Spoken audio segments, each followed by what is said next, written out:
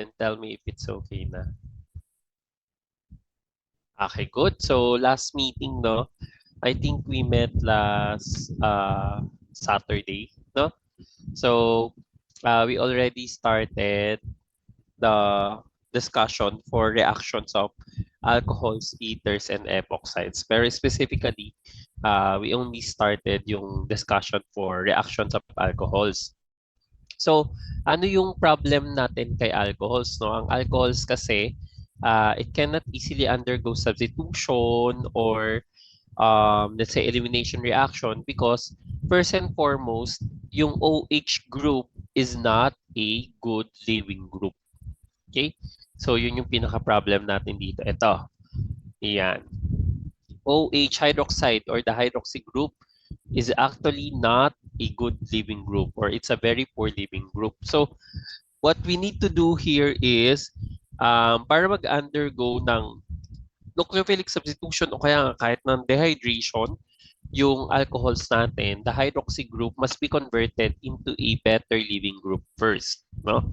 So, ngayon, one way to do that is we treat alcohols with strong acids so that we can protonate the oxygen alcohol, no?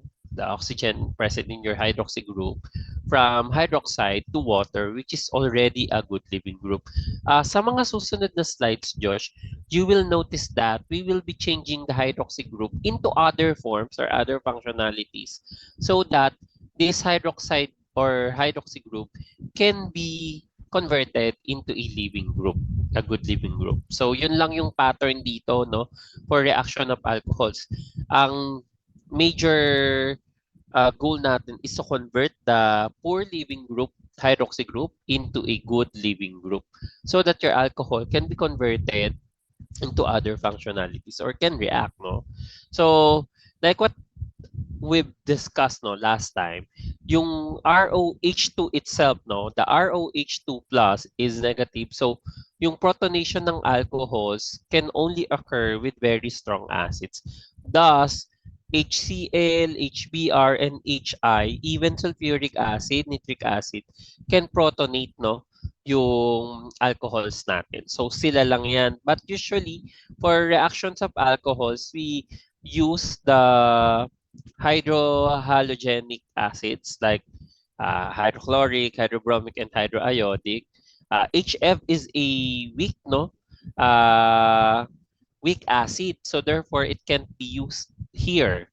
Okay, Josh, ha? Yung HF, hindi siya pwede gamitin dito para ma-protonate natin tong hydroxy group ni alcohol. So, yeah, we can use those acids and of course sulfuric acid, no, para ma-convert natin siya to ROH2. And water, this ROH2 plus, no, yan. So this water group here is a very good living group, no. Thus it can be reacted with nucleophiles na. So but take note, sterically hindered alcohols such as tert-butyl alcohol are less acidic. Hence, their conjugate bases more basic than unhindered alcohols such as ethanol or methanol. So take note, yung approach na ito, ha, Joshua, what we are doing here is yung acid-base property ni alcohol itself, no? So yung oxygen dito, yung nucleophilic oxygen ni hydroxy group, yun yung ginagamit natin so that we can convert it into water. Okay. So we have this relative acidity and basicity of the following functionalities. We've learned this already. So take note, ang water ay relatively mas acidic than alcohols. But take note, tignan mo dito, ha, si methanol lang kasi yung mas acidic sa kanya. Si ethanol at saka si water, almost the same. Very comparable yung pKa nila. Ngayon, kapag na-convert sila into their conjugate bases, you will notice here that the hydroxides will be the weakest, no? The hydroxide group will be the weakest base in this series, followed by your alkoxide and then yung terminal alkynyl anion, your carbon ion here, yung terminal alkyne. Tapos hydride, amide, tsaka yung um, alkyl carbon ion, no? So, this group will be the strongest bases in the series. Kaya sila din yung gagamitin natin. If you will recall, no, sa Williamson ether synthesis, di ba, to form your alkoxide, ito yung mga ginagamit natin. Hydride, tsaka amide, yung usual. Di ba? Anong mangyayari, Josh, kapag nireact mo ang alcohols with hydride and amide? No, sodium hydride, sodium amide, what will happen to your alcohols? They will act as what? Yes, Josh? You reacted your alcohols with amides or hydrides. Let's say sodium amide or sodium. Okay, so mag-a-act as acids yung mga alcohols mo this time. Kanina kasi nag-a-act sila as base, no? So ngayon dito kapag may amides ka tsaka hydrides, sila ngayon yung acid, no? I-give off ni alcohols yung hydrogen in the hydroxy group, no?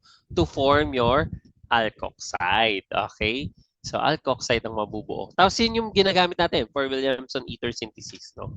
Mag-SN2 ka na lang dun sa alkyl halide mo. Wait lang, just quick lang.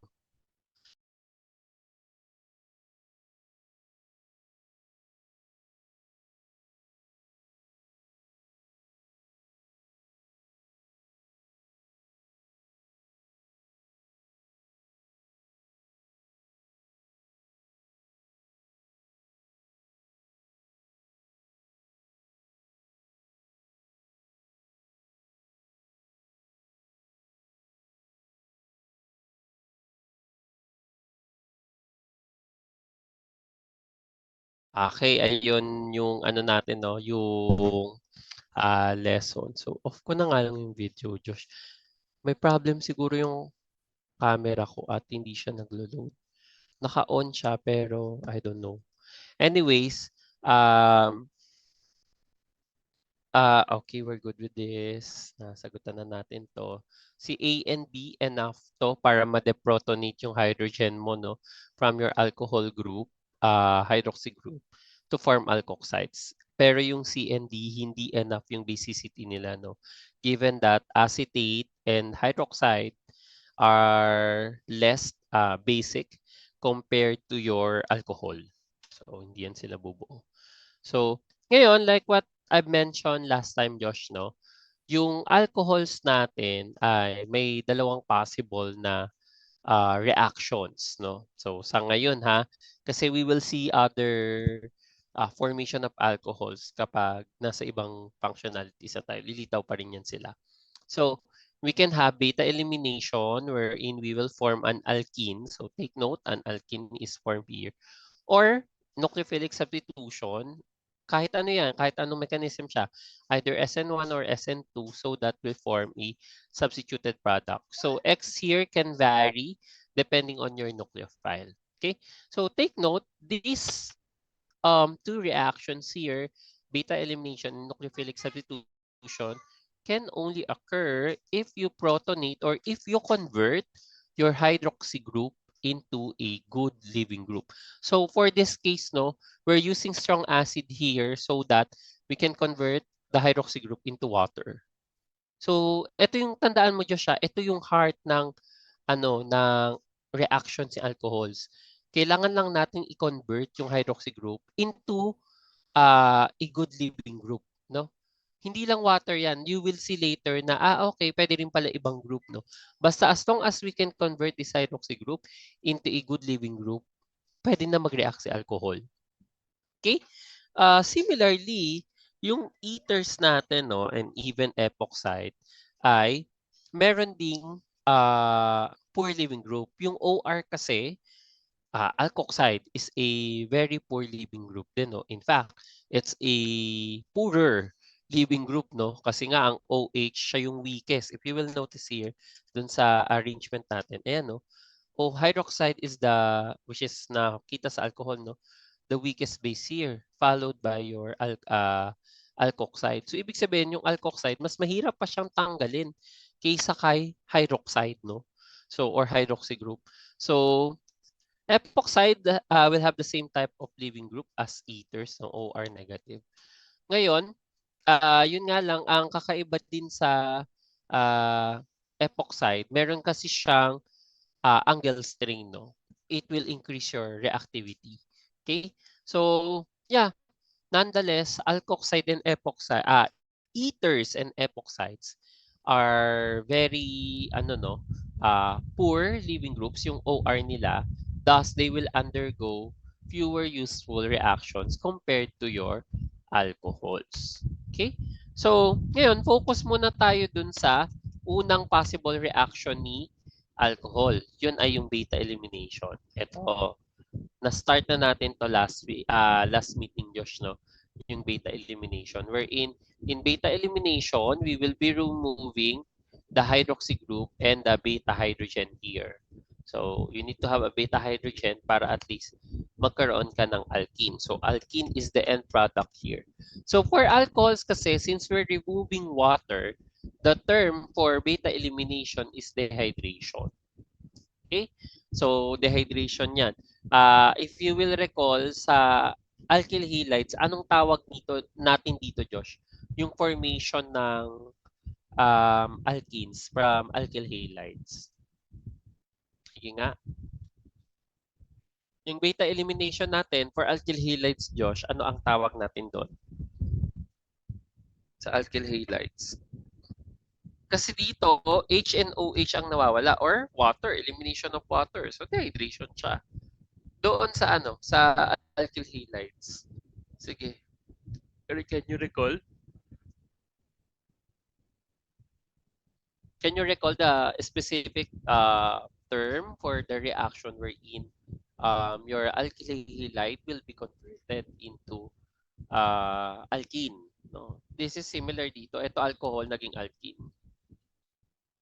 Beta elimination, correct yun. Pero ano yung nare-remove doon? Kasi ito water for alcohols. For alkyl halides, anong natatanggal doon?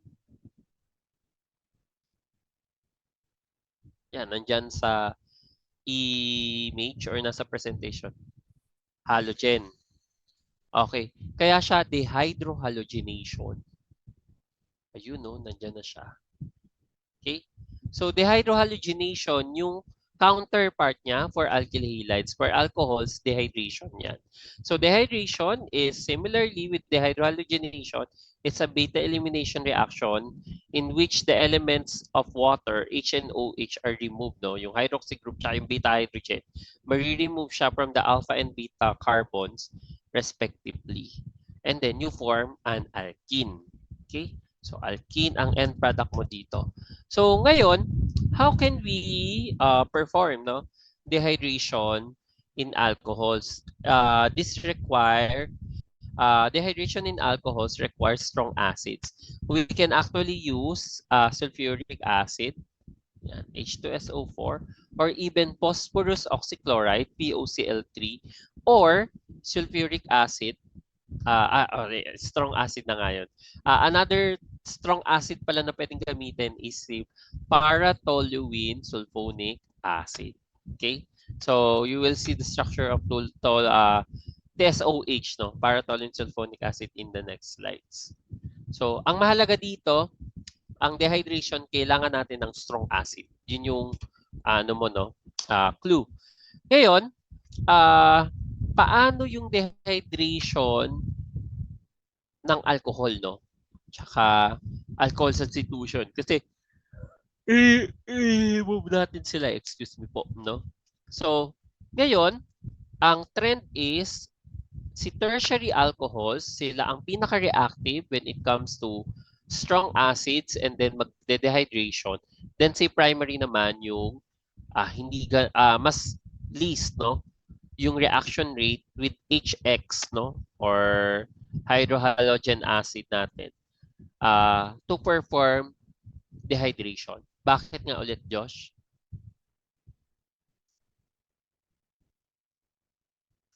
Tingin mo.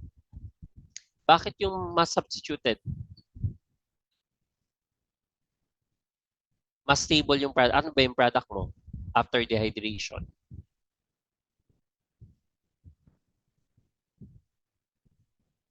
Yes, Josh. Ano yung product mo after dehydration? Uy, hindi. After dehydration na. Ano ba yung end product mo? Alkene. Alkene lang. Pero kung sa bagay, pwede kasi siya magtuloy-tuloy, no? Alkene lang ha. Pag diols, pag diols, pwede tayo mag-alkyne. Pero kapag kasi ito mono alcohol lang to, no? So it means alkene lang ang end product natin. Ngayon, mas stable kasi yung products kasi pag tertiary alcohol tayo mag-i-start, um, multi-substituted yung alkene na mabubuo. Unlike sa primary, pag primary, anong mabubuo natin na alkene? Sige nga, pag primary, Josh, anong mabubuo nating alkene?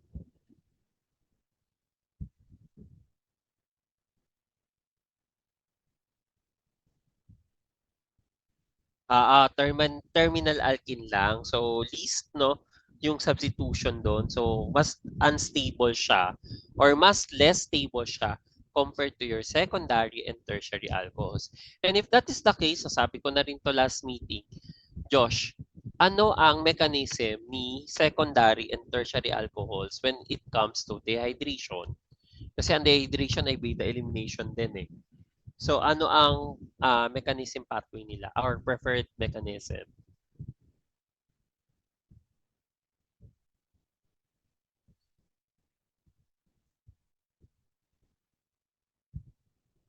Yes, Josh, anong preferred mechanism nila? Secondary and tertiary?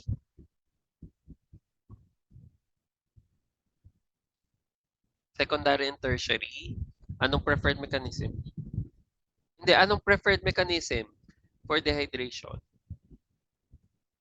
E1, very good. E1 yan ha. Dehydration is a beta elimination reaction.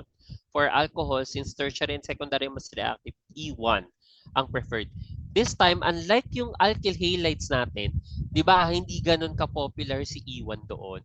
Si E1 ngayon ang gamit dito kay alcohol. Okay?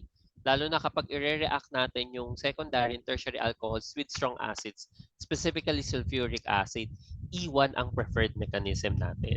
Since E1 ang preferred mechanism, meron bang intermediate ang E1, Josh? Or how many steps yun? Can you describe yung E1 mechanism? Sige, anong major difference niya versus E2? Sige, describe mo. Para at least good review to sa elimination reactions. E1 versus E2.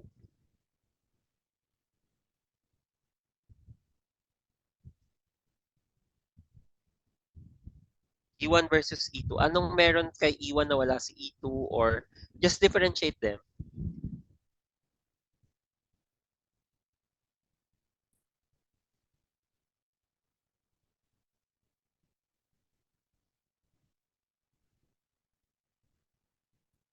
Okay, so ang E2 primary alcohols ang gusto.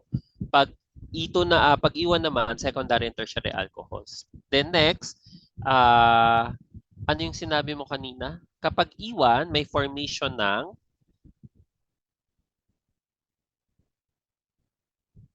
pag E1, may ilang steps ba ang E1, Josh?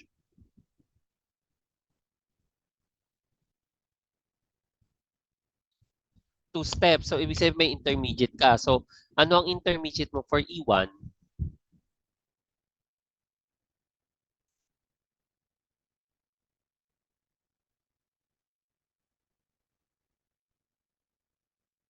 Yeah. So, ngayon, ano ang meron kay E2 na wala anong meron sa E1 na wala ang E2? Meron kang intermediate na ano?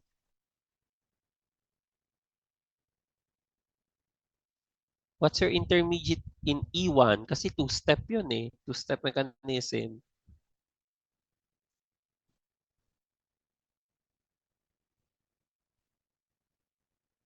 Okay, carbocation. Yun yung mahalaga, no?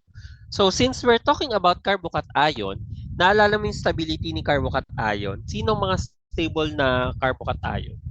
Or, yeah, yung trend for stability ng carbocation. How will you know na mas stable ang isang carbocation? Kapag what?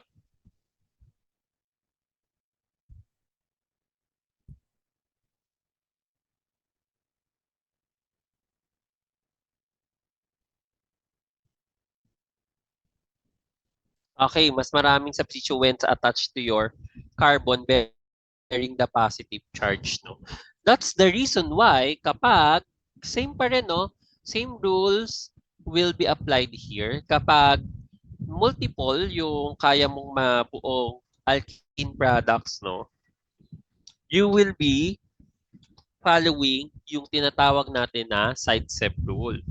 So, in side-step rule, kapag, ayan, kapag meron ka daw uh, two or three beta carbons, no, dehydration is regioselective, we follow side-step rule.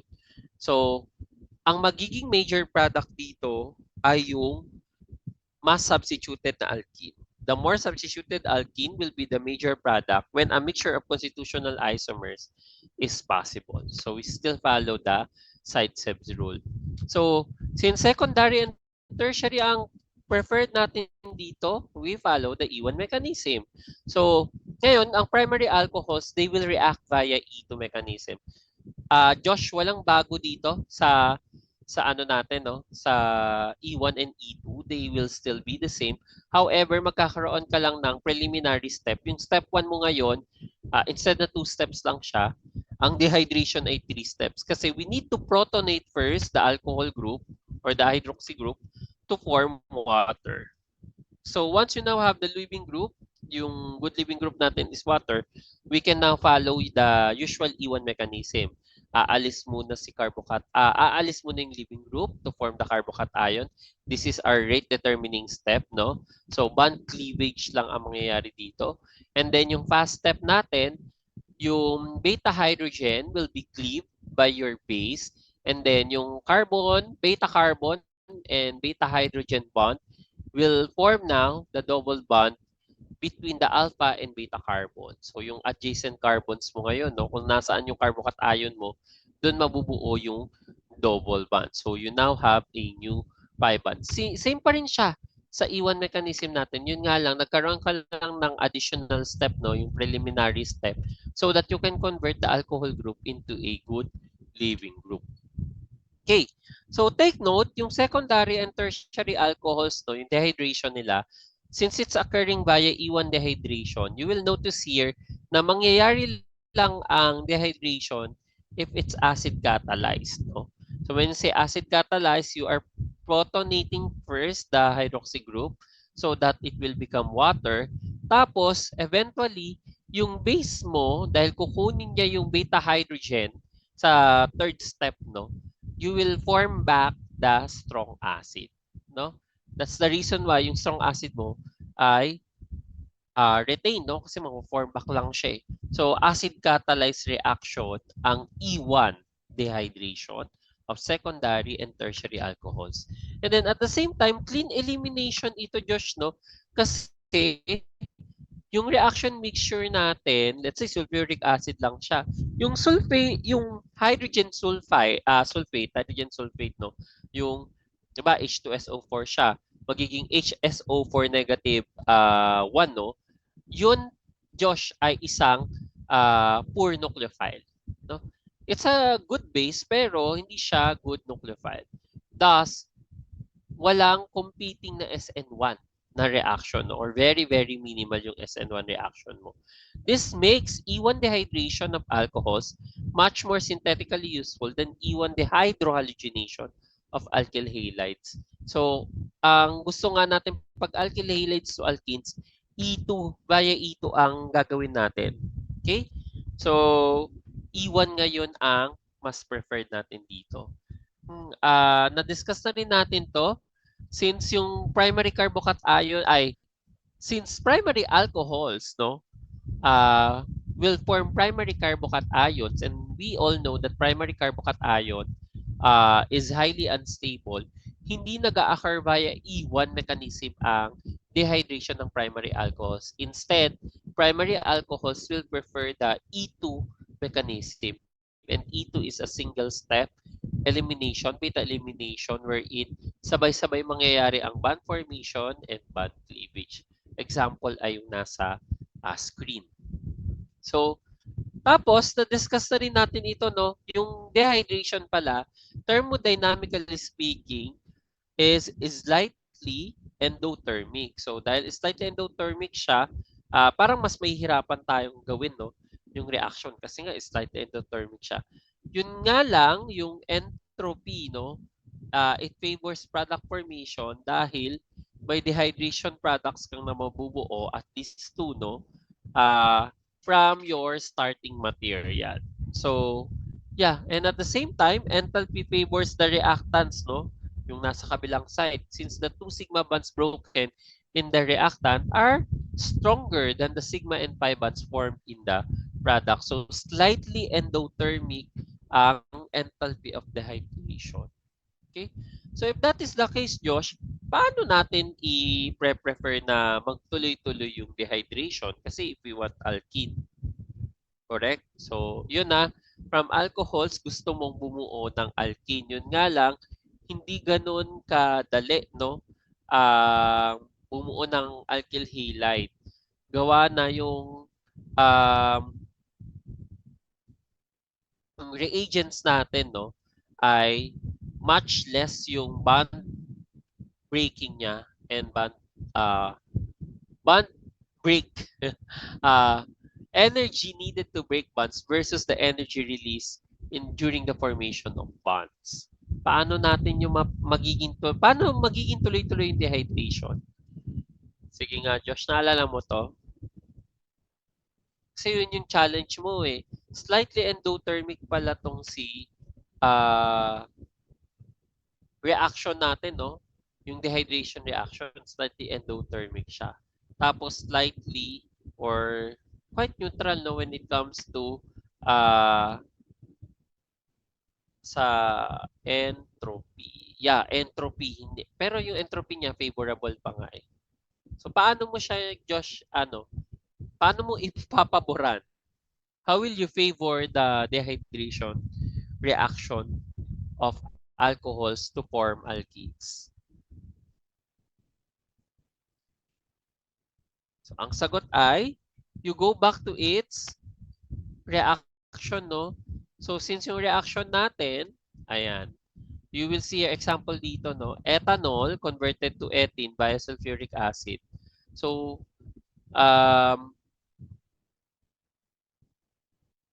we can look at this as an equilibrium system, no? So, and if we will follow the Le Chatelier principle, kapag may stress daw na nilagay diyan sa system, since nasa equilibrium siya, mag-a-adjust yung system in such a way to relieve the stress. Okay. So, ngayon, di ba gusto natin formation ni alkene? Anong pwede natin gawin dyan, Josh? Yun yung clue mo. So, ayan, tignan mo yung reaction na yan, Josh. Ethanol reacting with sulfuric acid to form ethene at saka byproduct na water. Tapos, nasa equilibrium yan. So, how will you favor this reaction, Josh? Kasi thermodynamically speaking, yung enthalpy niya at entropy, it favors yung enthalpy niya rather, it favors the reactants lang or the reactant side. Sige nga.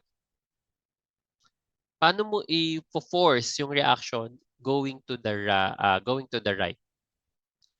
Gusto mo product formation. Ang clue mo yung Le Chatelier principle.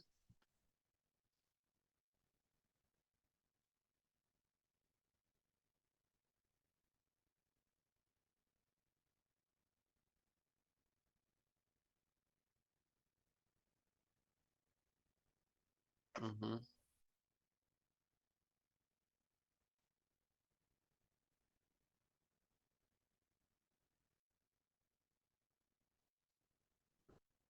paano mo ma-e-ensure na tuloy-tuloy ang conversion ni ethanol to alkene, to ethene, no?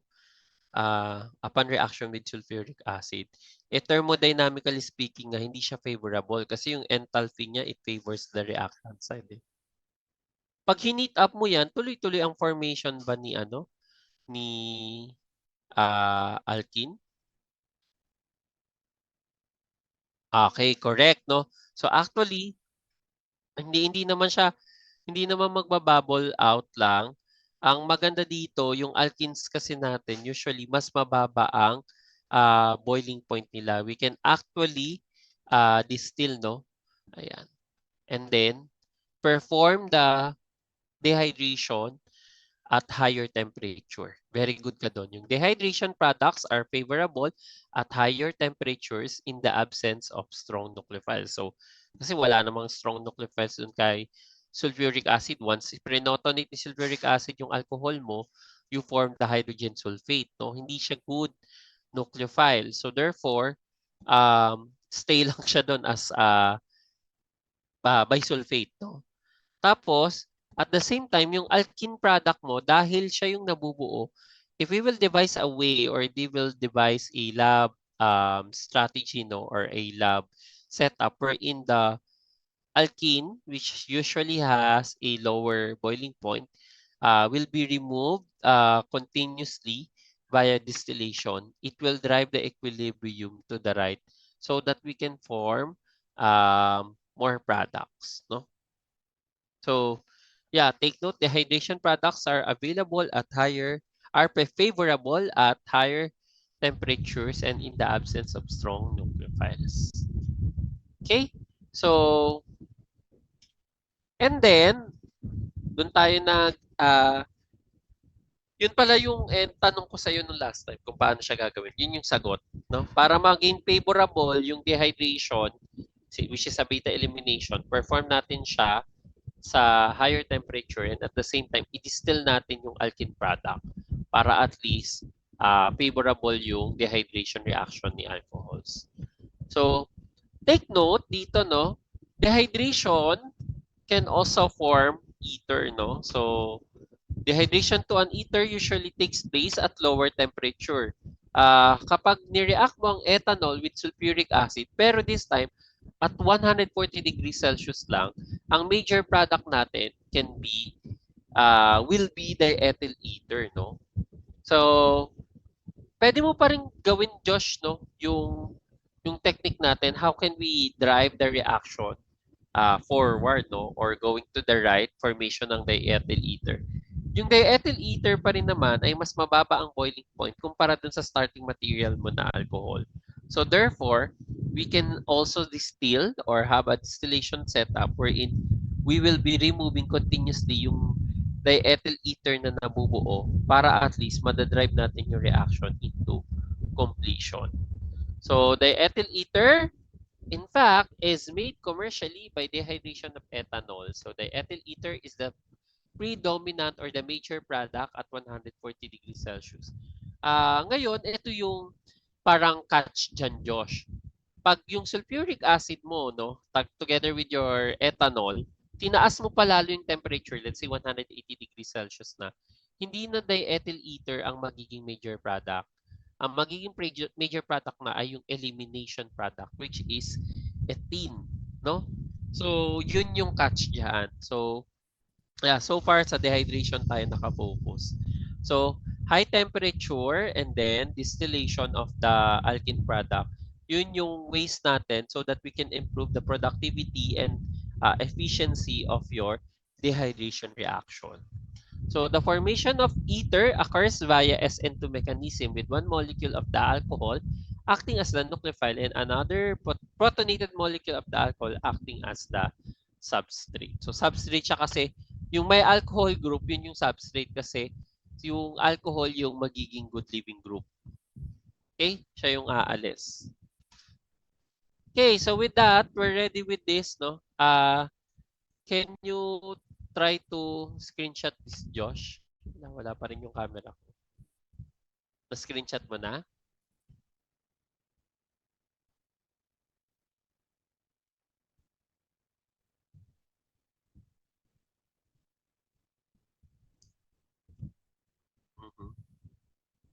Okay na ha. So, we will be moving to our, stop share lang ako, to our whiteboard.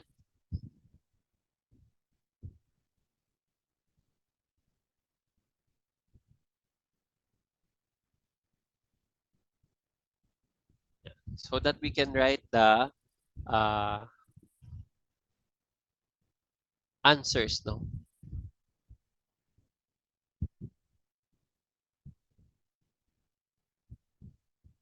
Ayan, loading na sa akin yung ano,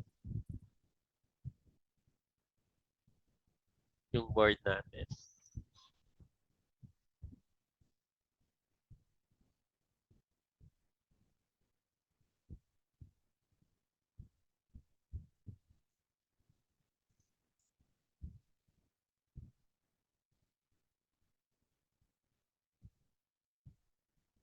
Okay, so you can now write here or paste mo siya.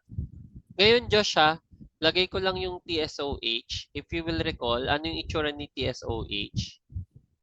TSOH is your para-toluene sulfonic acid. So, magkakaroon ka lang ng benzene. Control Z ko lang. Ay, bakit highlighter?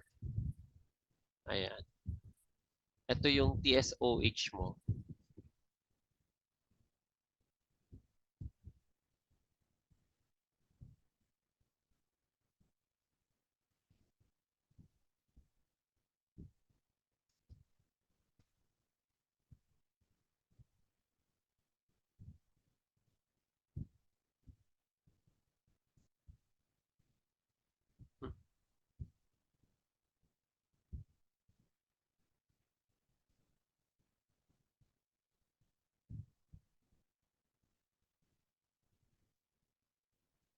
Para-toluene. Hindi. Methyl group. Tapos, sulfonic acid. Para-toluene sulfonic acid. Yan. Tapos, yung S mo dito, yan. Ito na yung S. Tapos, OH. Ano siya? Strong acid ang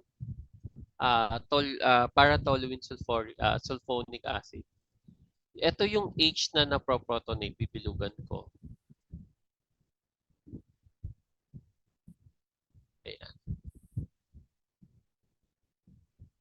Ayan. Ito, Josh. Yung red, no? Ayan. Strong acid to. Ito yung nawawala. Ito yung binibigay niya or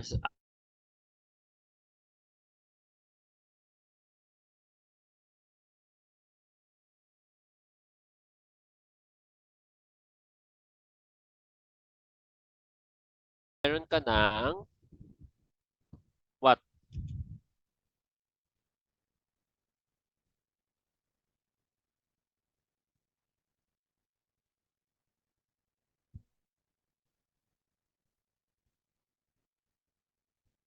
OH2 plus. Correct? Ayan. Oh, hindi pa. Hindi pa yan. Paano mangyayari yan?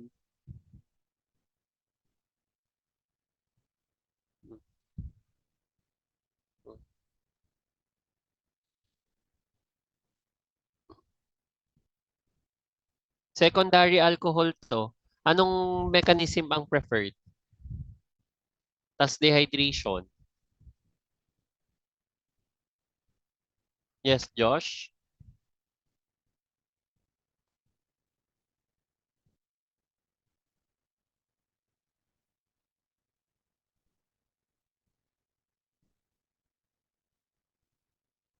Anong mechanism muna? Yun muna yung ano mo. Kailangan mag-dehydration ng reaction natin eh. Pero what mechanism ang preferred for dehydration? E1. So therefore, alis muna siya. So yun lang yung purpose dito ni tosyl para-toluene sulfonic acid. Ayun yung purpose dito ni para-toluene sulfonic acid. Siya yung taga-protonate ng hydroxy group so that it will be converted into a water group. No? Tapos siya ka ngayon, anong susunod dyan, Josh? Elimination. Meron ka bang beta hydrogen dito?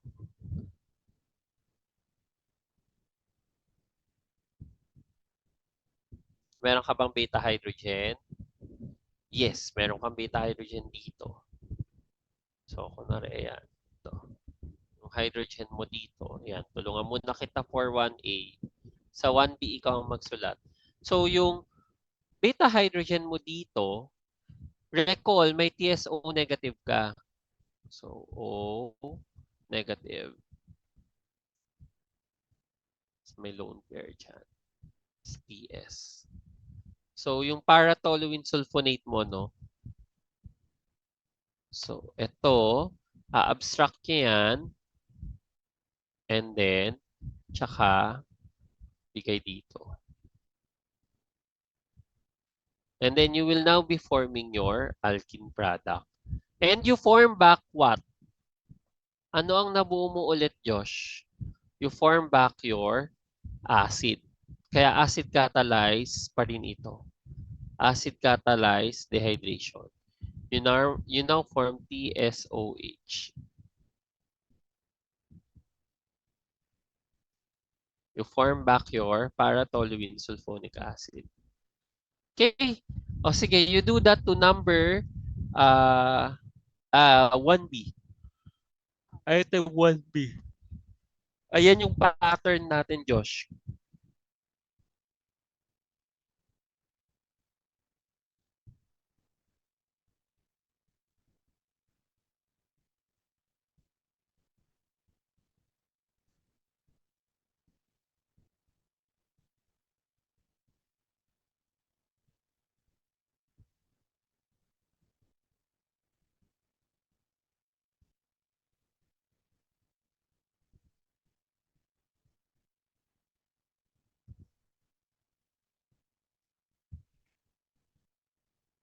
Palagyan, Josh, ng 1B para at least alam mong guided tayo sa item. 1B yan.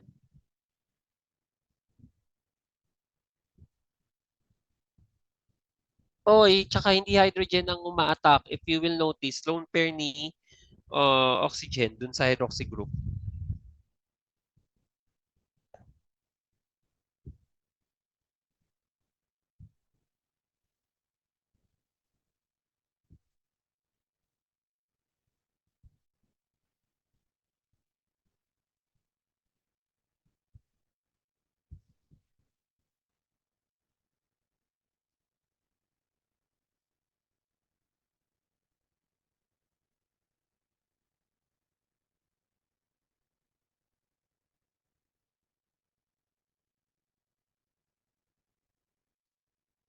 Mm. Yung Josh, hindi yung hydrogen ni alcohol, ni hydroxy group yung a-attack sa hydrogen ni para-toluene sulfonic acid. Instead, it's the lone pair of your oxygen. Mali yung arrow. Yeah, oo. Ano lang ako masyadong OC pero important kasi yan para masanay ka.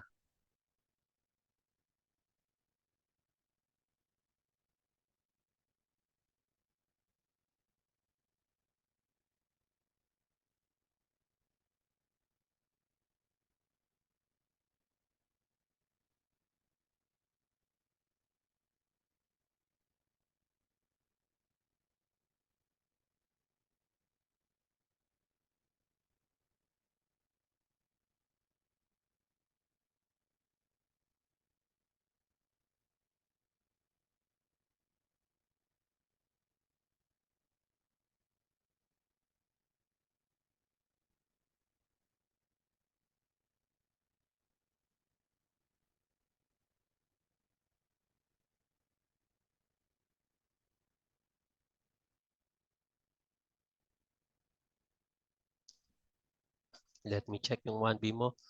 Ayan.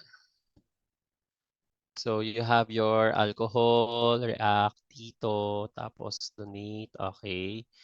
You have your tosylate na lang siya ngayon, Josh, ha? Take note, tosylate yung mabubuo mo dito. Tosylate. Hindi lang, hindi ko pala naso. Tosylate. Yeah, oo. May byproduct ka dapat na, yeah, plus TSO negative.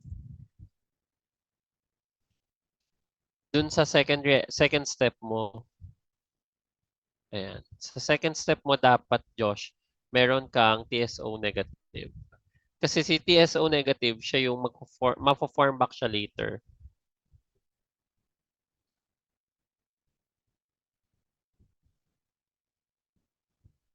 Okay, aalis siya. Tapos, Uy! Beta hydrogen. Uy, Josh! Pwede ba to? Ito oh, yung hydrogen mo dito. You form the minor product. Gets. Yan, dyan siya. Oo, hindi doon sa mismong carbocation. Tapos, sino yung major and minor dyan? Lagyan mo.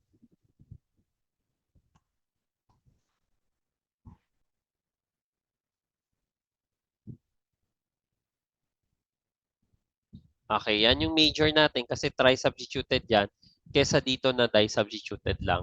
Tapos terminal alkene siya. Okay, correct. How about your 1C?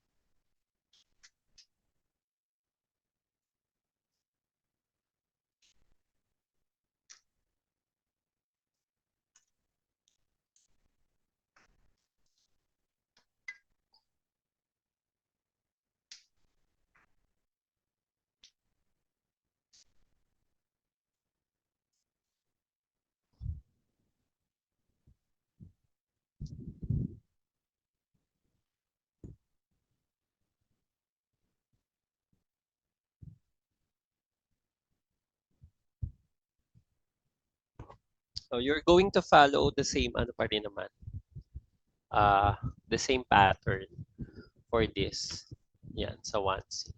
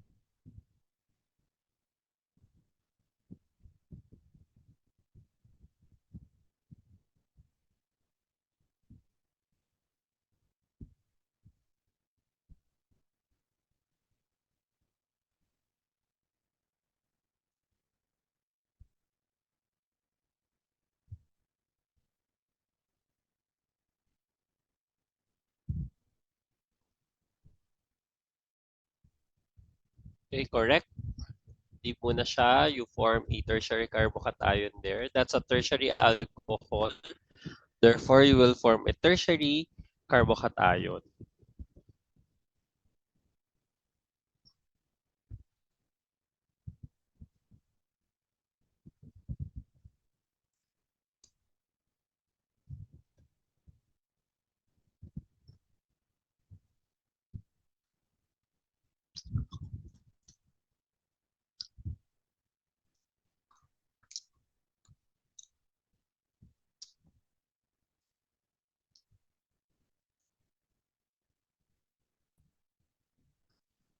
Ano nang kasunod niyan?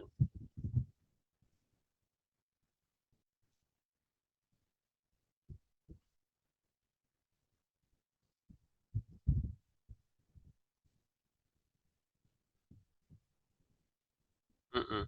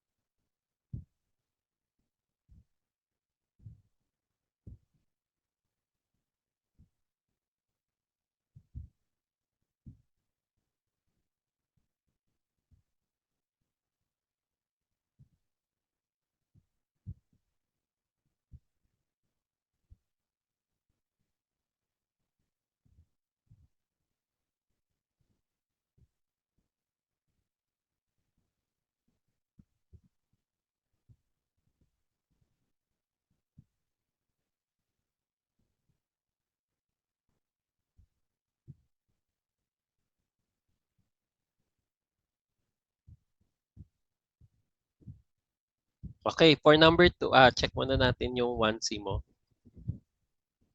Okay, for 1C, you'll be forming multiple products ulit, no? Multiple alkenes. One will be terminal and one will be an internal alkene, no? Yung nasa loob ng ring. And then, okay, pag dito siya, beta hydrogen, dito ang result. Pero pag ito ang beta hydrogen na remove, minor product natin. Okay. Correct. How about number 2, Josh? Let's answer na this. Number 2, rank the alcohols in each group in order of increasing reactivity when dehydrated with sulfuric acid. Ano nga ulit yung trend natin for types of alcohols when it comes to reactivity upon dehydration with sulfuric acid? Sinong pinaka-reactive sa tatlong types ng alcohols? Dapat ang pinaka-reactive ay si tertiary alcohol, followed by secondary, by which yung dalawa, Josh, no? Si tertiary alcohol at secondary alcohol ay E1 ang mechanism. And then yung least natin na reactive will be primary alcohol via E2. Okay? So, for letter A, ako ang sasagot ng A, hanapin ko lang yung primary. Ito yung primary. This is a primary alcohol. This is a secondary alcohol. And then this is a tertiary alcohol. Okay. So, kung i-rank ko na, gawin ko lang to red. 1 will be the most reactive. 3 will be the least reactive. So, ito ang 3. Yeah. So, ito ang 3 ko. Then, ito ang 2. And then, this will be the most reactive. How about you? Ikaw dun sa letter B.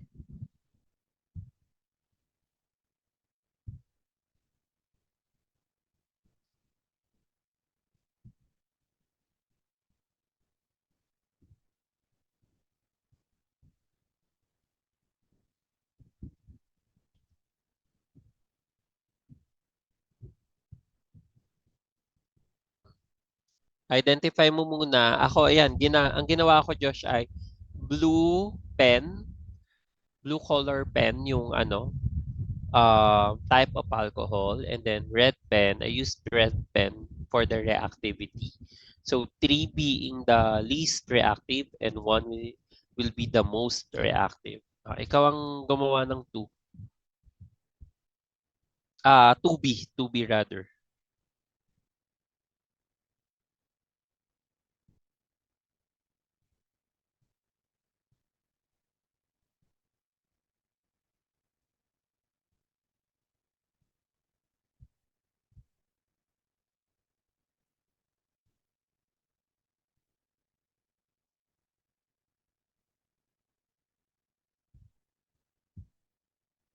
Yeah, 2B.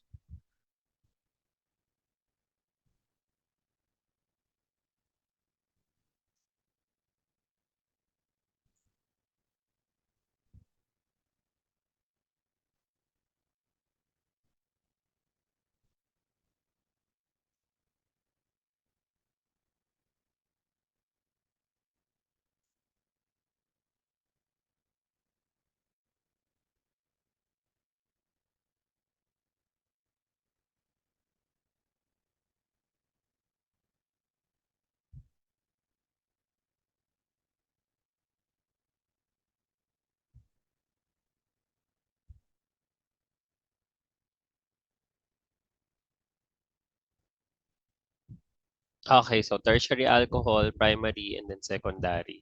Okay, good. Yung 3 and 4, ang challenge ngayon dito sa atin is to show the transition state. So, yung number 3 is tertiary alcohol. Yung number 4 ay primary alcohol. So, ayun Josh, ipakita mo sa akin yung mga transition states. For number 3, three-step mechanism ito. So, we will be having two transition states here. And then for number 4, dahil two-step lang siya na mechanism, sorry, three-step mechanism. So, three transition states din yan. For number 4, two transition states. Yun nga lang, merong mga intermediates din. No? For number 3, dalawang intermediates. Number 4 ay isang intermediate lang. Then, take note kung anong mechanism yung mag-occur for elimination or for the dehydration reaction. E1 ba or E2? Sige, go ahead. 3 and 4. So dito mo na isulat yung 3. Pakita mo muna yung buong mechanism sa 3. Tapos saka mo isulat yung transition state. Dun sa kung saan man may arrow. Kasi nandun yung for sure ang transition state eh.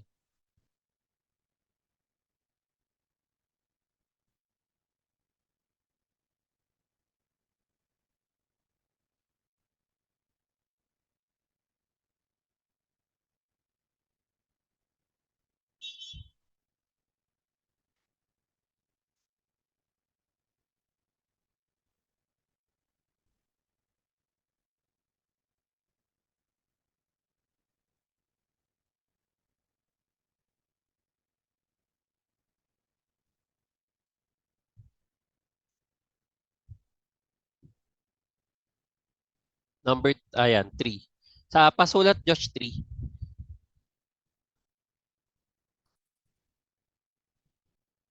Item 3. Okay, good. Okay. So you have your third butanol, third butyl alcohol.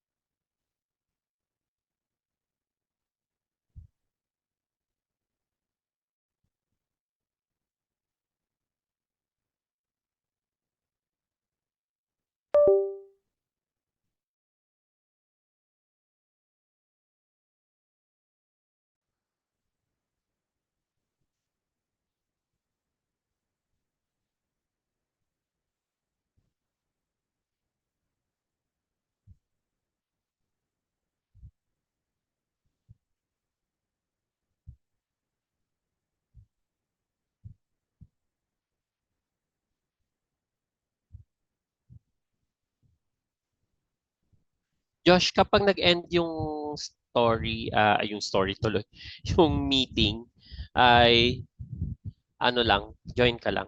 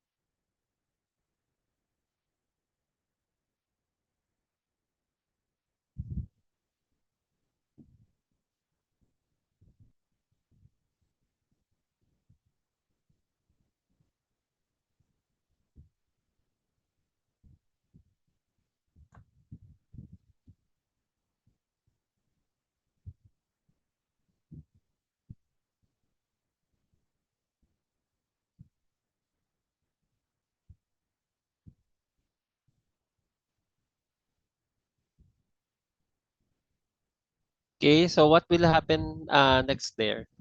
Ano yung next step? So ayan, three-step yan. So we need to have three transition states there.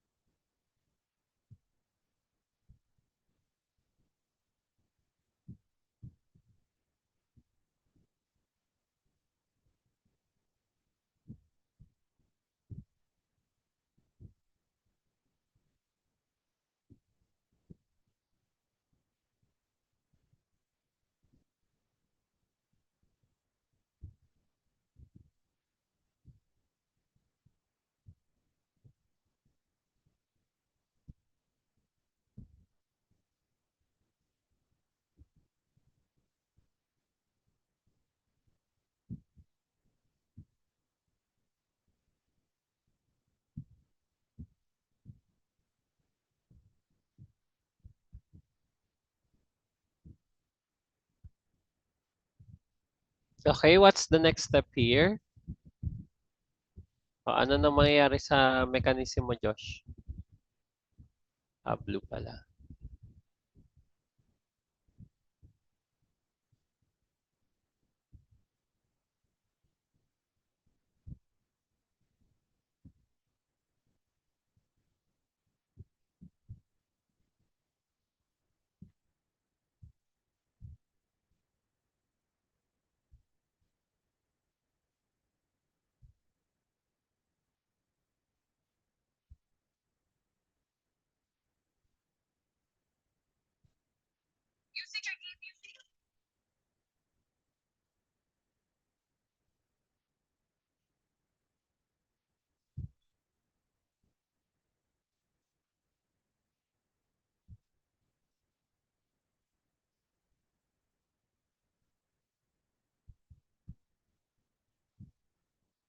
Okay, and then what will happen next?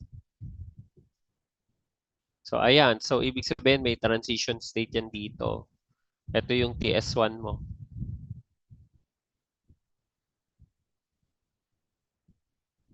So, transition state 1. So, plus O dot dot SO3. Ay,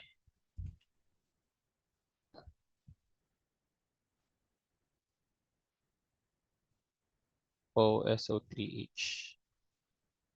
Ayan. Tapos, the negative. Okay. Hmm. Anong next step, Josh? So, ito ay magli-leave yan. Okay, so dahil tayo ay E1. And then, you now have your carbocation. Tapos, this carbocation, meron ka ditong beta hydrogen. Okay. So, ito. May transition state to ka. Gawin mo just yung transition states. Kasi yun yung pinakatanong sa problem eh. Ayan. So, tatlo ang transition state na kailangan nating pakita eh. Ako gagawa ng reaction. Tapos, si bisulfate magre-react dito kay hydrogen.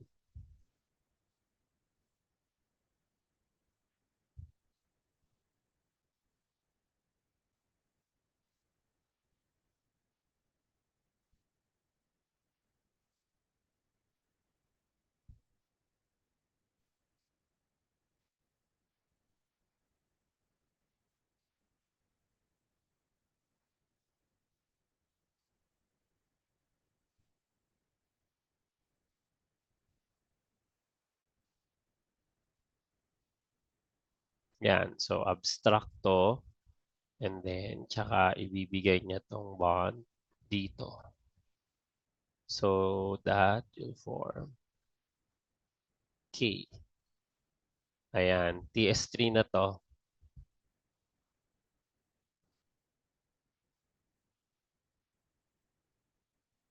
Transition state 3. Josh, join ka lang ha if ever matapos yung meeting. Tapos, you'll now have here your terminal double bond pero disubstituted. Yan. Plus, you form back your sulfuric acid.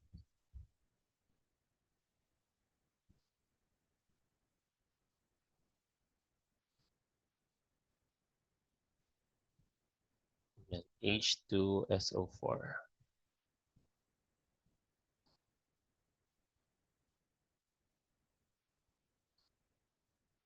There you go.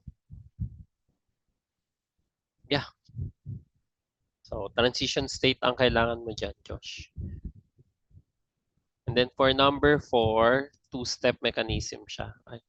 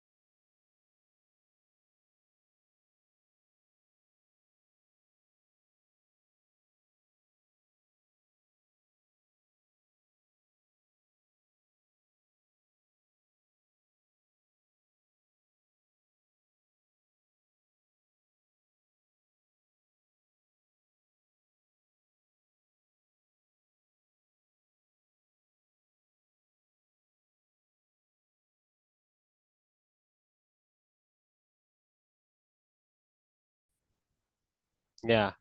Hi, Josh. Please continue doing the transition states. I'm doing now number 4. So sa number 4, wait, take note. Anong mechanism yung sa number 3? Dapat yun muna yung ano natin, ma-realize. Yes, Josh? Anong mechanism ang favorable or preferred for number number 3? Ano ba yung binigay? Anong type ng alcohol yung binigay, Josh?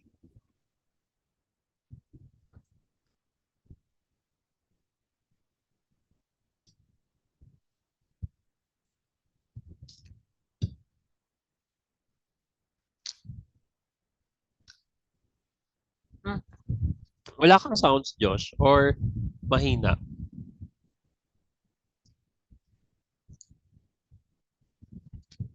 Hindi Tama, kita narinig marinig. ba ko yan? Yeah. Tama, Pero mahina-hina pa rin siya. Yeah, better. tama. Mm. Parang meron lang feedback. Hello, hello, kita ba? Rinig kita, pero mas malakas yung feedback. Feedback. Ay, oo. Tama, kita ba? You know. Anyway, hindi na lang ako magsalita marami. Anyway, so, Mm.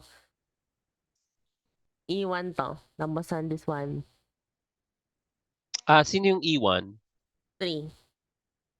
Okay, number 3. Tapos E2 yung number 4. Ayan. So, gagawin ko lang yung mechanism But both of them, yung both E1 and E2, both items 3 and 4, will have a preliminary step of protonating your hydroxy group so that it will be converted into water, no? Para maging good living group muna.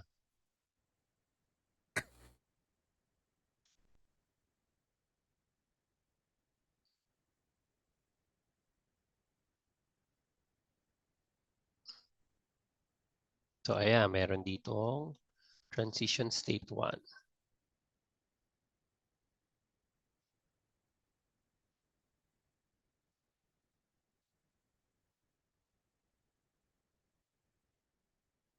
So, meron ka ng... Ay.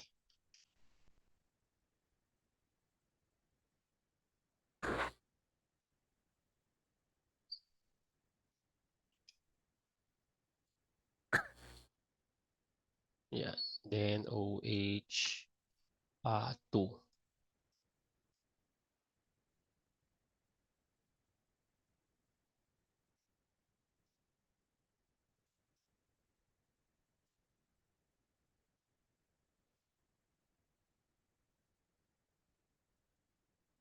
So, take note for number 4, you're given with 1, 2, 3, propanol. So,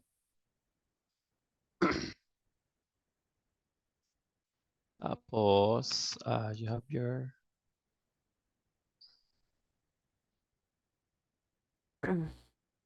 beta hydrogen here.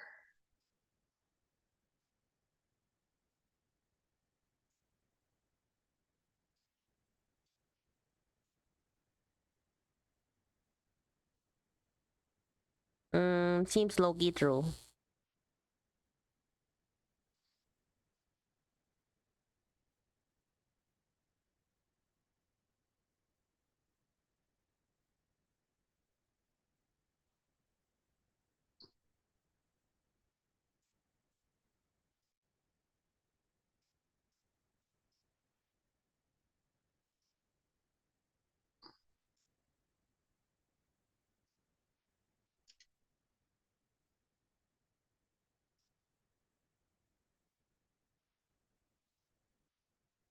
Yan, OSO3H.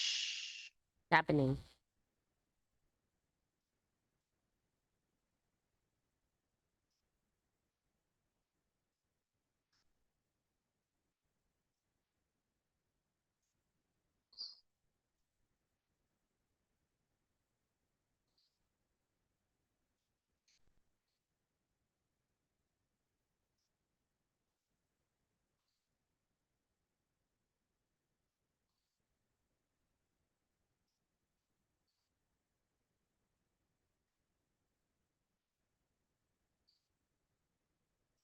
Mm.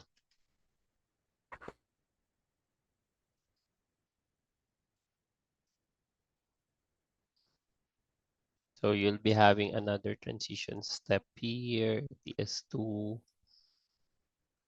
Then you now form your propene and you form back your sulfuric acid.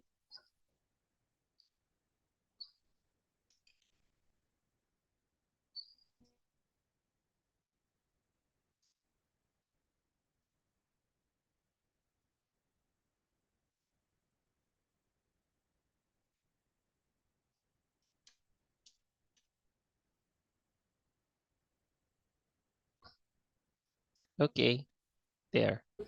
Complete na yung ano ko dito, reaction din, Josh, for number 4. What you need to do here is yung mga transition states na lang. And then we'll check yung transition states mo for 3 and 4. Sige, I'll give you a couple of minutes for this.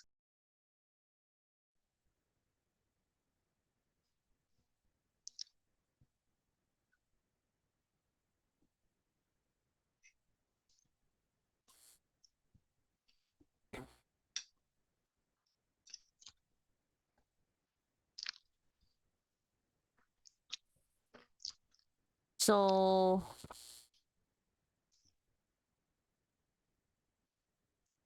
For number 4, E2 siya. So concerted reaction.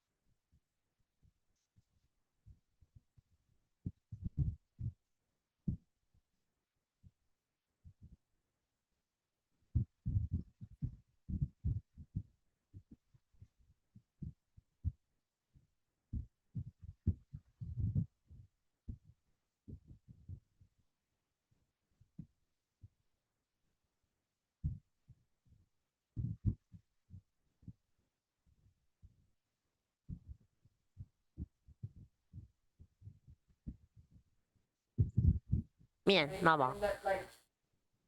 Okay na? Yes, opo. Okay, sige. Mm,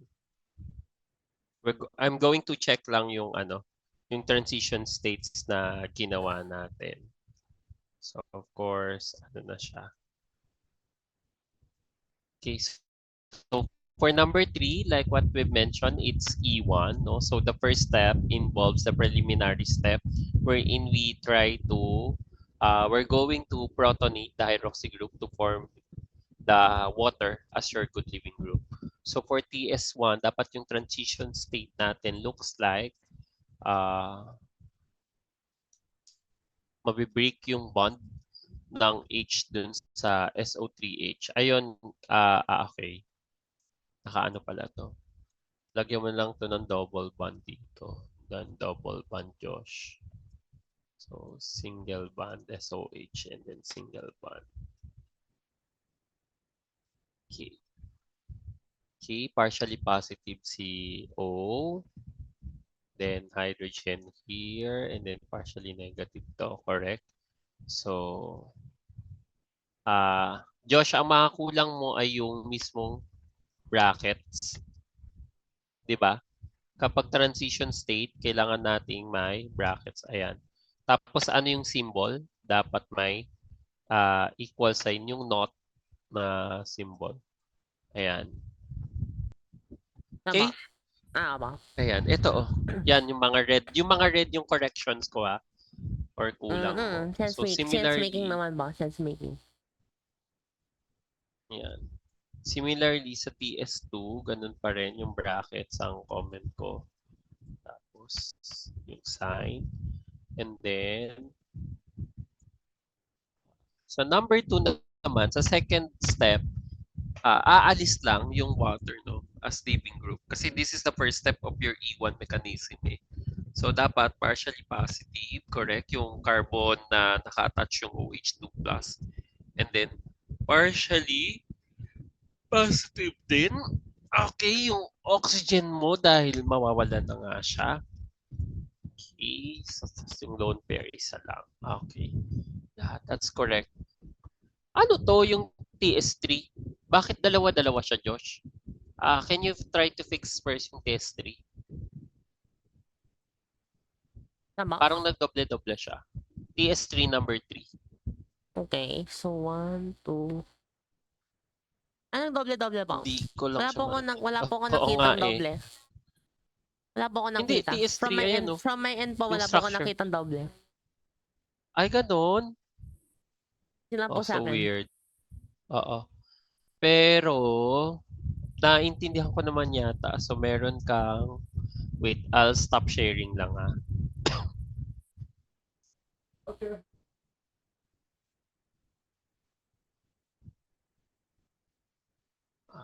Okay.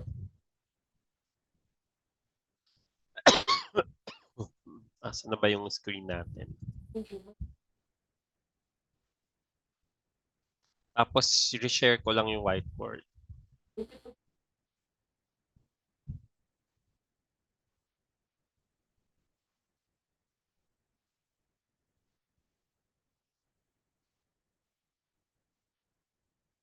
Yan.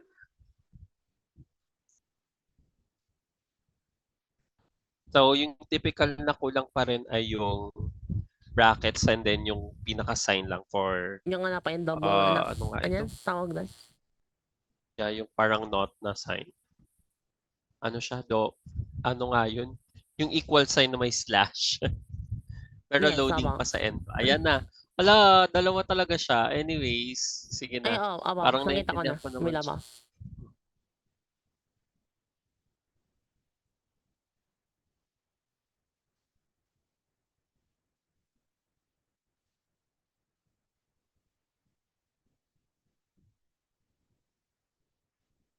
Yan.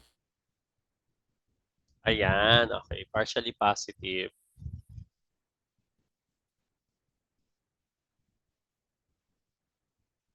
Okay. Tapos H, SO3H.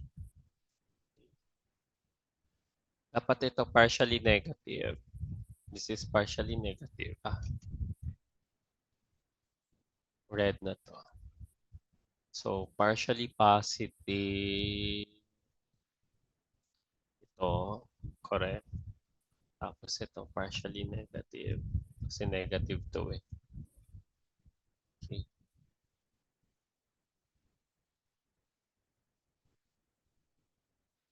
Pero yeah, formation ng double bond is there. Tapos,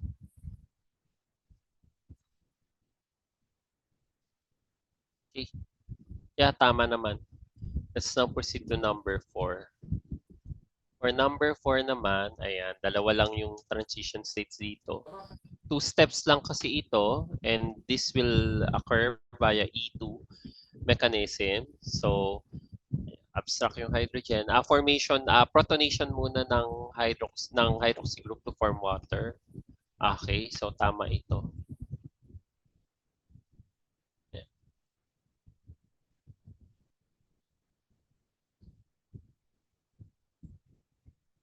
So same lang naman to dun sa una. Dapat mababali yung hydrogen dun sa sulfuric acid and mafo-form yung H bond dun sa hydroxy group. Sa TS2 naman, concerted ito no sa E2.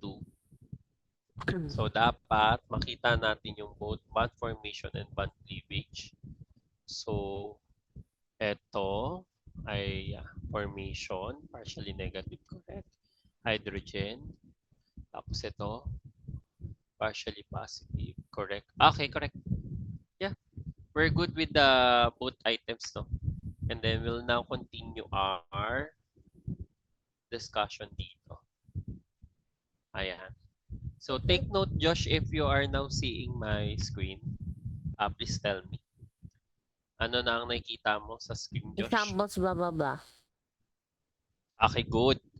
Ngayon, Josh, this is a very important topic kasi ito ay applicable for the rest na ng discussion natin. And we call this carbocation rearrangement because this can happen every time you will form a carbocation. Okay? So, let's go back first, Josh, dun sa carbocation stability natin. Which is the most stable na carbocation? If you will recall. Sinong pinaka-stable na carbocation? Tertiary. Tertiary carbocation followed by secondary and then the least will be primary. What is the reason nga ulit? Naalala mo? Ano yung major 2 reasons why ganun yung arrangement nila? Bakit pinaka-stable para yung mas spread out. Para mas spread. Sorry Josh, hindi kita naririnig. Tsaka medyo malakas yung feedback. Ang lakas nung ganun, yung buzz sound. Ganun siya. Ano ba? Hello, Josh? Hindi kita masyadong marinig. Tsaka ang lakas nung buzz sound. Test.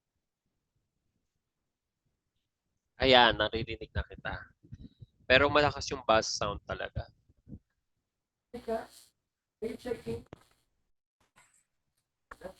So, ano ba? Yung Ayan. rearrangement. Bakit ganun yung arrangement ng carbocations natin? Nung ano ba? Bakit ganun? Na pinaka-stable mo si tertiary carbocation followed by secondary. Para spread out nga po yung yung positive, yung positive charge. Pero via what? Hyperconjugation. Paano sila na-spread out? Ano? Hyperconjugation. And? Dalawa yung reason. Yung isa pa, yung inductive effect. Yes. Very good. So, via inductive effects and hyperconjugation, the tertiary carbocation will be the most stable carbocation. That's correct, no? Ngayon, Josh, given that scenario, no? Ngayon, kapag meron kang carbocations as intermediate, a less stable carbocation will be converted into a more stable carbocation by a shift of a hydrogen or an alkyl group if that is possible or if the structure will allow it. This is called rearrangement. Ngayon, rearrangement reaction siya. Ngayon, saan siya nag-occur? Sa carbocation, ba? This is specifically called carbocation rearrangement. So, ngayon, parang how do we know if a rearrangement occurred, no? Kasi ganito yung nangyari dito, Josh. Tignan mo ha. Pag gagawin mo yung 3,3-dimethyl 2-butanol dehydration with sulfuric acid, alam mo kung ano yung products? Ito. Yan. Ayan ngayon yung products. Okay? Okay, habang. Question there. Saan dapat lilitaw yung double bond? Sige nga, gawin mo yung usual na ano. Ito yung predicted dapat. Saan dapat lilitaw? Okay, Saan so magkakaroon ng saan double bond? magkakaroon ng double Based sa bond? side set. Dito. Okay, so sulat mo yung product dito. Skeletal na lang. Skeletal tuloy. Line bond structure rather.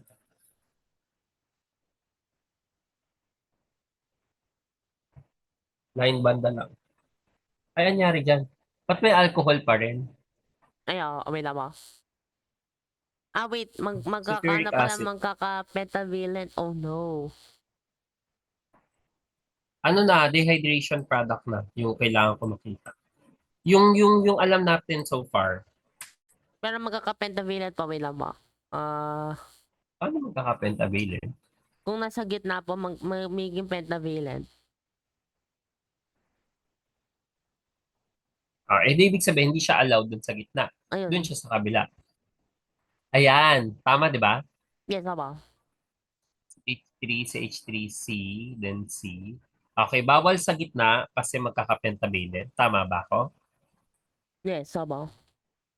Yes, oo. So, dapat ito yung product natin, right? Okay. Habang. Mm. That's your ideal product. Pero, in fact, ito ang products na nabuo. Parang kung titignan mo, hala, lumayo siya dun sa original structure. Nagkaroon siya dun sa gitna, pero yung isang CH3 lumipat sa kabila. Or, pwede rin ito, no? Nasa dulo yung double bond. Ayan. CH2. Pero may mga CH3 ka. Paano nangyari yon? How is that possible? We call this carbocation rearrangement. Yung mechanism behind this is carbocation rearrangement. Ganito yung mangyayari, Josh. So the carbon skeletons of the reactant and product are different. So, very important to, Josh. Kaya you listen very well, ha? Ito na yung mangyayari.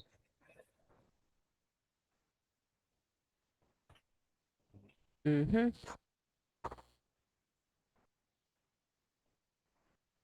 Your drawings close. So, yung carbocation rearrangement, regardless kung sino gumagalaw, if it's hydrogen or an alkyl group, yung alkyl group usually methyl lang ang kaya. So, the very most may ethyl group, no, kaya din gumalaw. So, bihira ako makakita sa journal, propyl or sa books. Propyl yung gumagalaw. Malaki yun. So, mahirap siyang i-shift. So, 1-2 shift lang yung nangyayaring migration, wherein two bonding electrons from the carbon leaves behind, now has only 3 bonds, 6 electrons, giving it a net positive charge. Example ng carbocation rearrangement. Itong alkyl group, yung R dito either methyl or ethyl. Most of the time, Josh, methyl yan. Kasi maliit lang yon. Or hydrogen. Okay? So, if the 1,2 shape will give you a more stable carbocation, then you do the carbocation rearrangement. Clear ba tayo dun, Josh? Habang. So, tignan mo to dito ha. Let's say ito, hydrogen, tapos another hydrogen lang. Tapos ito, R talaga itong mga to. R, and then another R. Okay. may tanong ako, Josh. Anong type ng carbocation ang nabuo dito sa given?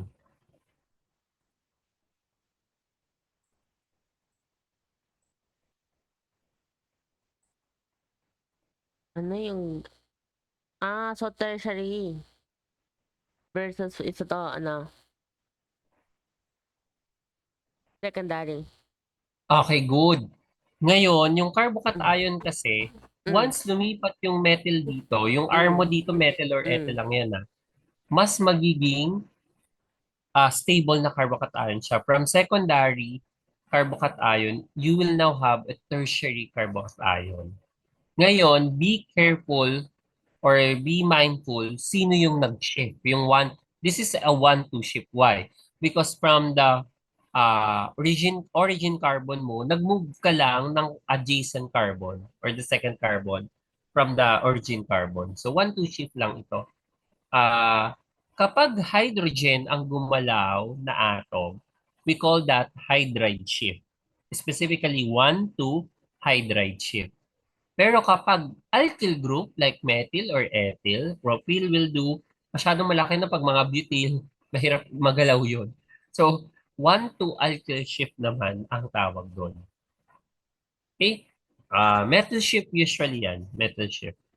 So, ngayon, ano yung consequence noon, no? So, ang consequence noon, Josh, mako-convert natin yung 1-2 shift, regardless if it's hydride shift or metal shift, can convert a less stable carbocation into a more stable carbocation. So rearrangements, take note, rearrangements are not unique to dehydration reactions.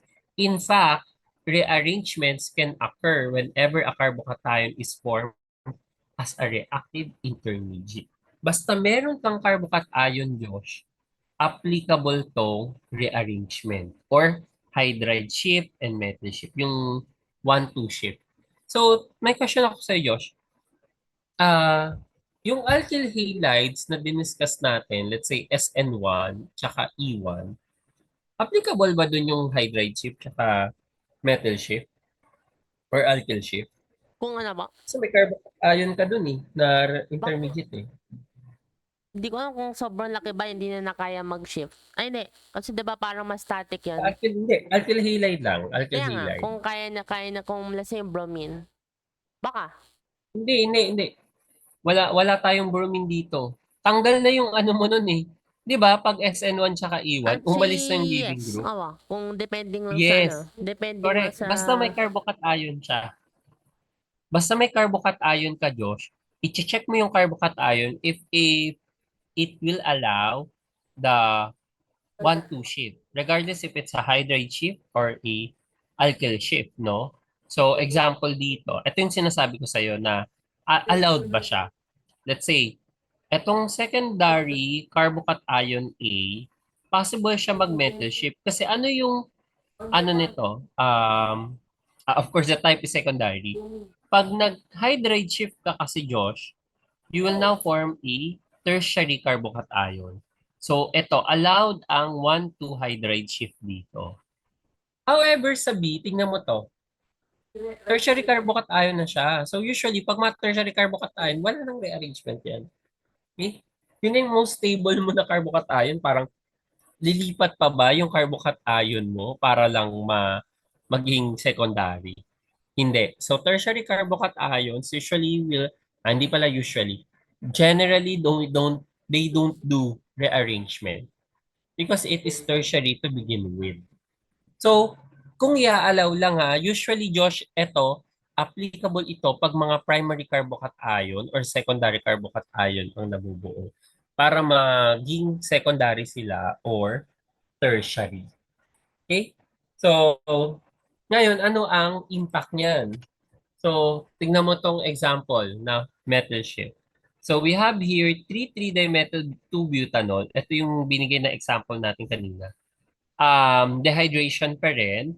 You follow the preliminary step. You protonate the alcohol group here to form your water. Ayan na ngayon siya, yung water. Tapos may bisulfate ka na byproduct. Ngayon, aalis tong water mo dahil good living group na siya, you now form a secondary carbocation. Take note, this is a secondary carbocation. However, we can have a metal ship here, no? So 1, 2 metal ship wherein your metal group na nandun sa kabilang carbon adjacent to your carbocation, lilipat siya dun sa mismong carbocation. Tapos, nasa na ngayon yung carbocation, Josh? Yun yung ano dito, catch dito, Josh. May gumagalaw, kaya dapat magbabago din yung structure mo. So nasa na ngayon yung carbocation, Josh? Nandun pa ba siya sa original carbon mo kung saan umalis yung leaving group? Ah, hindi. That's my question. Is your carbocation in the original Hindi ba? position where your leaving group So, left? this mean pagka nag-reform something, baka hindi exactly yung what you expect mo. Yes, correct.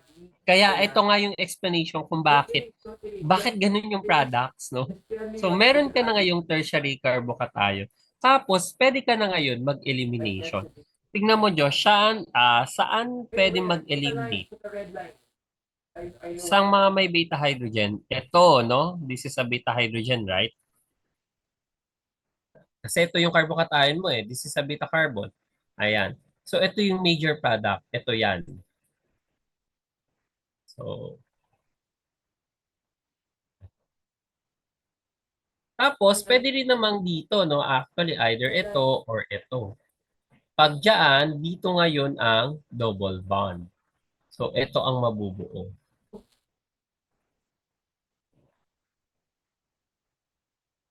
Yan. Gets ba to, Josh? Clear siya? Yes. So, hindi pala So, necessary, hindi pala, let's say, sobrang unfavorable location ng carbocation. Can you prepare for yung impending switch ng shift? Pwede.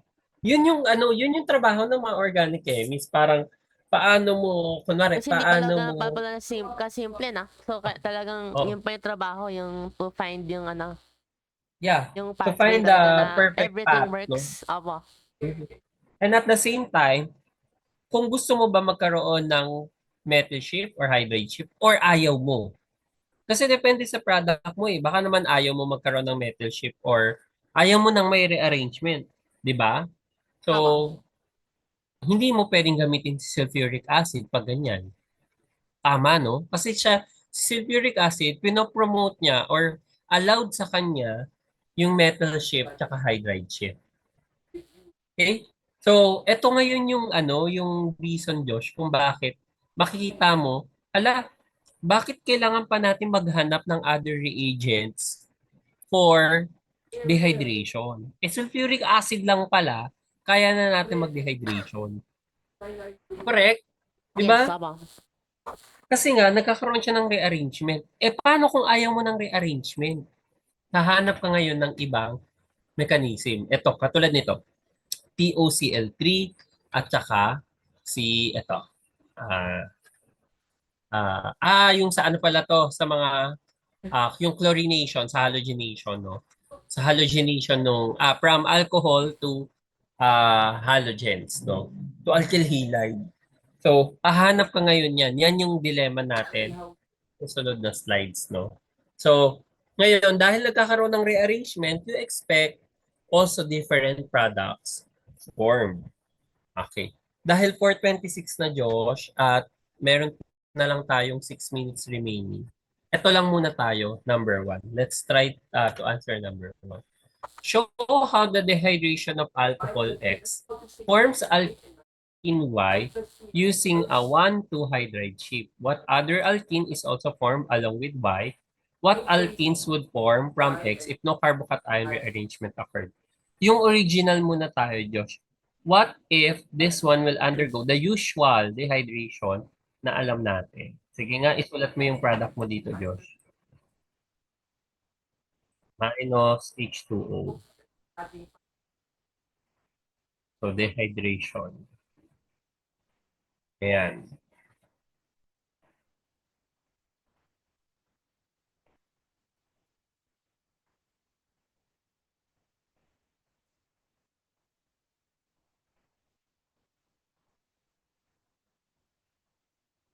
Yes, Josh? So, natanggal, let's say, dito tsaka dito. Yung usual, Aba, anong products mo dyan? dito. Sige, sulat mo. Ay. I-drawing mo yung compound. May lamang. Paano kaya to? Mhm. Ay, grabe. Mag-eliminate Sumasama, ka. Yung sumasama usual yung, lang. sumasama pa yung ano kaya, yung drawing kasi. Matapangit. Wait. Yung usual lang. Wala mo ng rearrangement.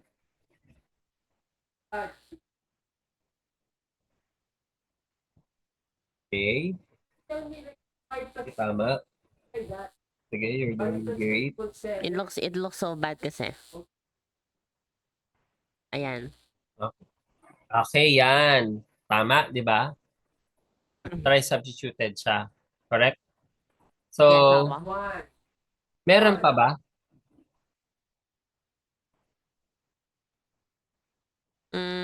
Yes. Meron pa bang iba? Yung Ano terminal pa? po, terminal. Yung usual pa din. Terminal. Correct. O sige, drawing mo. Don't do shortcut. Not what you like. Okay. Correct. Pero itong dalawang to, saan sila nanggaling? Ano yung mechanism nila? Without writing. Kung meron kang, ano yung intermediate nila? Ang intermediate nila dyan is, Dito. anong Five type plus ng two equals carbocation? 7. That's how to say. Not how you like it. Or else, Anong type ng carbocation, Josh? Are you going to listen? Secondary Secondary. carbocation to. Secondary. Right? Secondary. How will you say it? Ngayon, yung secondary carbocation mo, so, i-redraw ko siya dito. Okay? Yung secondary carbocation mo, possible ba siya maging tertiary? Burn. Parang. Yes, aba. Okay? So, Nililipat siya doon sa right Via next. what? I-shift yung Hindi yung hydrogen. lilipat. Hydride. that's why you're having problems today. You're insisting on what you like again. So, di ba ito yon yung plus kanina? Yes, apa. Yung Tapos ito hydride yung, may deals. hydrogen ka dito. Yes, yun nga ba. You like Correct. the basura. So, ang gagawin mo, ito, move to dito. Gaganyan siya. But now, let's go down to what you Right? did. Para ang mangyayari, dito na ngayon yung bond. How would you know where you went wrong? So, ano yung carbocation na Insisting on what mabubuo? you want. Sige, draw mo nga, Josh, yung carbocation na mabubuo. You will do the same thing, eh? I want to hear fast. Ayan. What you like, not lazy, okay? Nasa na yung carbocation mo? Now, So, nandito na yung hydrogen. Nagka-hydride shift na. where? Tapos, nasaan ang positive, Josh? Where is the So, mali pala yung una. Ayan. So, lilipat siya dyan. Tapos, one? Hindi. nagdito Alam na mo, yung minor positive. products pa rin yan. Correct. Minor products pa rin yan. Are the others? Okay. Ngayon, Josh, aba.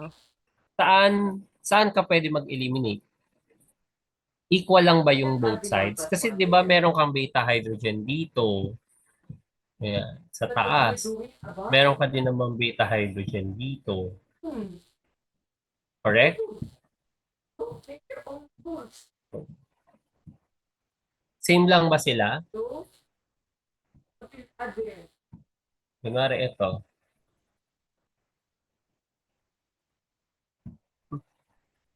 There. Where's one plus one? I don't see one plus Same one. lang ba ng mabubuong product yan, Josh? Which are the added? Yes, Josh? That problem. Dali, para we will be ending this Ito na session yata na. ba? I think ito na either this, or this. Yeah. So, So, it must be either this or yung original product. correct. So, yan ngayon yung magiging product mo. So, eto din, no? Eto, at saka ito. Don't be so sure Okay. of yourself. So we'll just continue this. It's good. Baka Friday na tayo, Josh, ulit mag-meet. Friday and Saturday. I'll update you. Okay? You want confidence but not overconfident. We'll Yes. continue the hybrid shift. Okay. Thank you so much for today, Josh. I'll see you next meeting. Ano pala mo, yung last question ko pala mo. Ah. You have overconfidence. Yung let's say may nilagay po kayong Wrong. pwede bang may nilagay po kayong substituent to prevent can you prevent hybrid shift can you prevent shifting by blocking yung potential shifter? Yeah. What are you doing Tama. out there? Tama ka dyan. Correct. That's what you Pwede do. yan. Bob, Yan yung mga susunod nating discussions. Okay. Yung mga anak mo Para na ayaw parang mo ng, oo. anti-shift. Ay, tapos na. So sad. Anyway. how did you So sick of you. not what not how you